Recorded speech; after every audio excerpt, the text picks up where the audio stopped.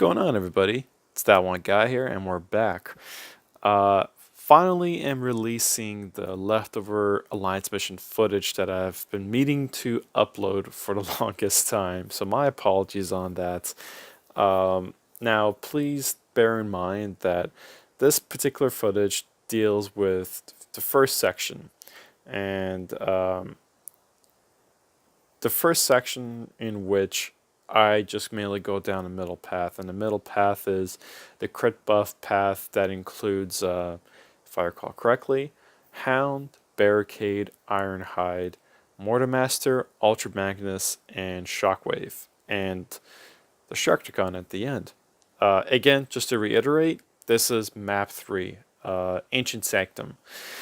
So, before I get into it, I just want to remind people that the first 2 or 3 fights, I did not have my sound recorded, which is really unfortunate. I'm sorry about that. But in the last 2 fights, that's when my sound is recorded. So yeah, just I figured I would just fill in the moments of the gameplay where there is no sound with my amazing commentary. So let's begin. So first up, it's the Hound fight. I use Shockwave for this one, and the way you want to play with Shockwave is, since it's Hound, he likes to use his range shots a lot, especially when his signature activates. I just like to press block, and I let the shock damage from my range shots and my heavies do all the work for me, and I let Hound be the aggressor, And this is usually the same thing that I do for most fights, and most of my fights I go with Shockwave actually. A lot of people use Megatronus or OG Optimus Prime. I use Shockwave because I believe his shock damages is absolutely ridiculous.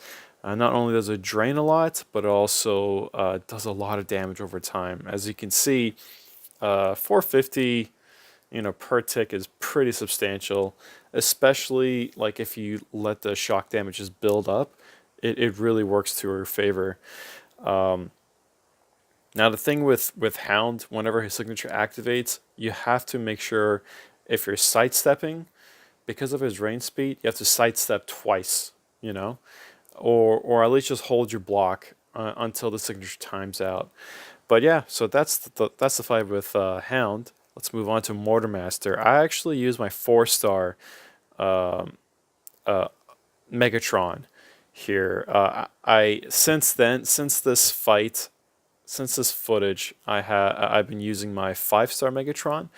Now the fight with forgetting his name, Mortar Master is actually really hard. It's usually a toss-up. There are times where I screw up and I get wiped out in 1 or 2 combo hits, because Mortar Master here, not only does he get his damage buffs from whenever his health goes past the particular threshold, but he also has the crit buff too. So his melee hits hit like a truck.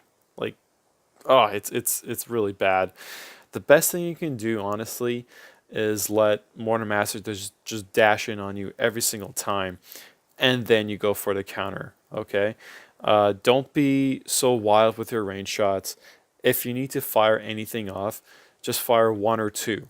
Okay, usually enough to get his attention so he can come straight barreling down towards you with his unstoppable dash, and that's when you do a sidestep and you go for a counter, and that's what I've been doing for the entirety of this game, of this footage. Next up, let me turn down the sound. Sorry, it's Cheetor versus Shockwave. Cheetor is actually amazing against Shockwave here, because Shockwave has his whatchamacallit, his signature, as you can see, where it does undo damage, and because Cheetor's special 1 blocks any heal, it completely negates that, so it's amazing. Scouts completely eat up techs. in this game, and Cheetor exemplifies that. He's just absolutely amazing. The bleed damage, the special one heal block, just absolutely straight up destroys Shockwave. Yeah, there isn't really much else to say about this fight. As you can see, he just goes down in an instant. The next fight is the Sharkticon. Again, he's a tech shark. He also goes down. Now, the thing with sharks, though, you have to remember they play a lot differently than the regular bots. So what they try to do, their strategy is to keep doing a range dance with you, if that makes any sense. So they'll keep throwing off range shots, and they'll inevitably get closer to you as they sidestep your range shots. And once they get close enough, they'll hit you with a range damage. So, sorry, with melee damage, or melee hits rather. So the best thing that you can do is to, as he's itching closer to you, you itch closer back. So there is a bit of a distance, you know. Yeah, I just keep shuffling back and forth, and yeah, that's pretty much how alliance mission fights go.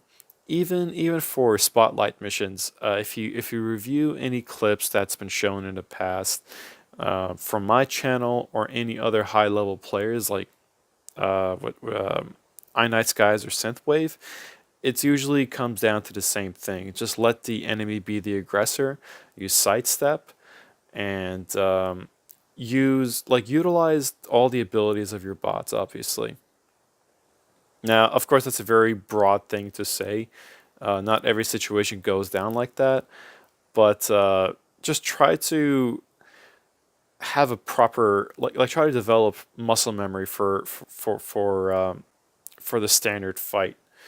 Anyway, I think I'm rambling at this point. I hope you have a great day. Thank you for watching, and have a good one. Cheers.